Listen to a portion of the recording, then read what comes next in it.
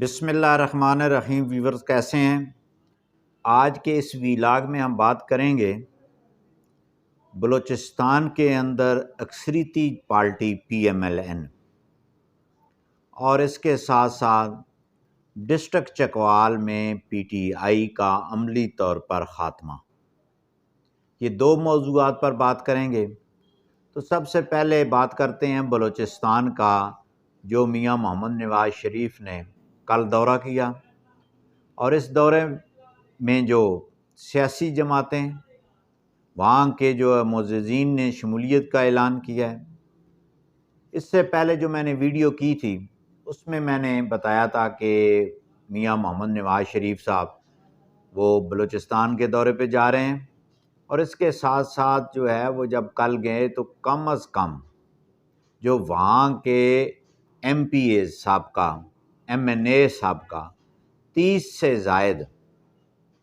جو سابقہ پارلیمنٹیرین تھے، انہوں نے مسلم لیگ نون میں شمولیت کا اعلان کیا۔ آج جو ہے ایک بہت بڑے جلسے سے میاں محمد نواز شریف جو ہیں پی ایم ایل این کے قائد، وہ خطاب کرنے والے ہیں۔ تو بلوچستان کی جو آبادی ہے اور اس کے رقبے کو دیکھتے ہوئے، اگر کسی بھی سیاسی جماعت کے ساتھ اس صوبے کے سابقہ ایم پی اے، سابقہ ایم این اے، سابقہ گورنر، 30 سے زائد افراد جو اپنے اپنے حلقے میں اپنا ذاتی ووٹ بینک بھی رکھتے ہوں، جب وہ شامل ہوتے ہیں تو یہ اس جماعت کی آئندہ الیکشن میں کامیابی یقیناً جو ہے وہ مضبوط سے مضبوط تر ہو جاتی ہے۔ اور پنجابی میں جو کہتے ہیں میاں نواز شریف نے مجھ مار دیتا۔ اب یہ جو مجھ مار دیتا، یہ یہاں ہمارے جو ڈسٹرکٹ کی لوکل زبان ہے، یعنی کہ نہری علاقوں میں یا دیگر علاقوں میں جو دیہی ایریے ہیں، وہاں پہ وہ ٹریکٹر کے ساتھ 11 ہلیں لگا کے سہاگا لگاتے ہیں، جس کو ویسے عام طور پہ سہاگا ہی پڑھا جاتا ہے، لیکن مادری زبان میں اس کو مجھ کہتے ہیں، یعنی کہ وہی لکڑ کا پیچھے، یعنی کہ وہ زمین مجھ مار دیتا۔ دا مطلب یہ ہے کہ اس زمین کو کاشت کرنے کے لیے بالکل تیار کر دیا ہے۔ اور نواز شریف نے کل پورے بلوچستان میں ایسا مجھ مارا ہے کہ الیکشن کرانے کے لیے زمین بالکل ہموار ہو گئی ہے۔ اب یعنی کہ جیسے مجھ مارنے کے بعد جو ہے کاشتکار اپنی فصل بہترین طریقے سے وہ کاشت کرتا ہے، پھر اگاؤ اچھا ہوتا ہے، پیداوار بڑھتی ہے۔ تو پنجابی کا ایک محاورہ ہے کہ میاں جدوں بلوچستان گیا اس مجھ مار دیتا۔ وہاں کا کوئی سیاسی، کسی بھی سیاسی جماعت کا کوئی ایسا بندہ نہیں تھا جو میاں نواز شریف کے ویژن پہ لبیک کہنے کو تیار نہ ہوگا۔ وہ نواز شریف کے اس ویژن پہ ملکی معیشت کے حوالے سے میاں کے ساتھ کھڑے ہو گئے ہیں، اور میں یہ سمجھتا ہوں کہ یہ جو فضا بننے جا رہی ہے،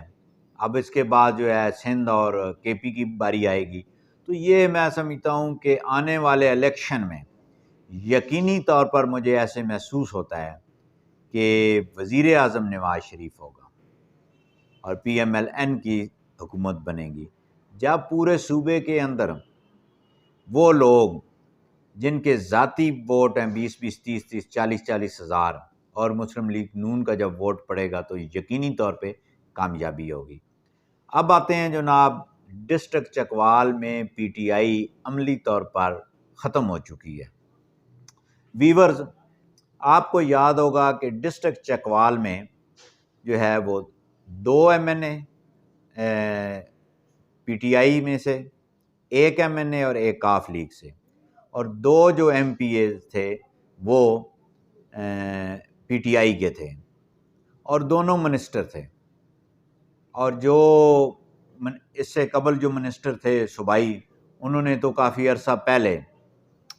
پارٹی سے علیحدگی کا اعلان کیا اور سیاست سے علیحدگی کا اعلان کیا، اور فوج کے ساتھ جو ہے وہ اظہار یکجہتی کیا۔ تو کل کی جو ویڈیو جو سابق MNA ہے اس نے باقاعدہ طور پہ PTI کو خیر آباد کہہ دیا ہے، اور اس کے بعد جو ہے اس نے فوج کے ساتھ اظہار یکجہتی کا بیان جاری کیا ہے۔ اس نے کہا کہ 9 مئی کے واقعے کی مذمت کرتا ہوں، اور اس کے ساتھ ساتھ جو ہے پارٹی کا، جماعت کا، اداروں کے ساتھ ٹکراؤ کی پالیسی سے وہ متفق نہیں ہوئے۔ اور بڑی حیرت کی بات ہے، 9 مئی کو ہوئے تقریباً 6 ماہ ہونے والے ہیں، اور اس موصوف کو اب محسوس ہوا ہے کہ پارٹی پالیسی ٹکراؤ کیا ہوتا ہے۔ بہرحال اس موصوف نے جو ہے وہ اینٹی کرپشن کی عدالت سے اپنی عبوری ضمانت کروانے کے بعد 6 ماہ کے بعد منظر عام پہ تشریف لائے ہیں، اور وہ 18 نومبر کو پھر سماعت ہوگی۔ ان کی ضمانت کنفرم ہونی ہے یا نہیں ہونی ہے۔ علی نواب بکھر صاحب جو جج ہیں اینٹی کرپشن کے، ان کے پاس وہ زیر سماعت ہیں، اس پہ کیا وکیل آرگومنٹس کرتے ہیں، کیا دلائل دیتے ہیں، اس کے بعد ہی پتہ چلے گا۔ اور اس طرح جب ایک ہی MNA نے جب آخری بار کہہ دیا کہ جناب میں PTI سے علیحدگی کا اعلان کرتا ہوں، تو ضلع چکوال میں PTI سے منتخب شدہ MPA اور MNA کوئی نہیں رہا، سب نے افواج پاکستان کے ساتھ اظہار یکجہتی کرتے ہوئے وہ اپنی جماعتوں کو چھوڑ دیا، اور یوں ہم کہہ سکتے ہیں کہ ضلع چکوال میں PTI عملی طور پر ختم ہو چکی ہے۔ بہت شکریہ۔